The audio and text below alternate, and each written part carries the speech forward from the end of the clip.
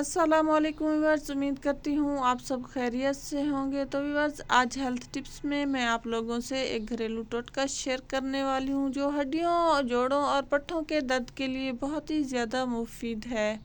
मेरा खुद का भी ये आजमाया हुआ है, ख़ास तौर पे वो लोग जिनको पट्टों का दर्द यानी मसल्स वगैरह में दर्द रहता है, तो उनके लिए ये बेहतरीन टोटका है।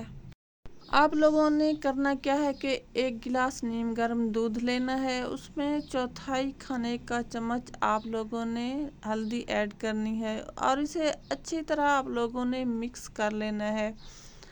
मिक्स करने के बाद आप लोगों ने इसको गरम गरम ही पी लेना है और पीने के बाद आप लोगों ने आधा घंटा या 1 घंटा रेस्ट ज़रूर करना है। जब आप उठेंगे तो इंशाअल्लाह आपका पट्ठों का दर्द बिल्कुल ठीक होगा। हड्डियों के दर्द के लिए आप लोगों ने एक दफ़ा दिन में इसे ज़रूर इस्तेमाल करना है। 3-4 रोज़ के इस्तेमाल से इंशाअल्लाह हड्डियों का दर्द भी ठीक हो जाएगा।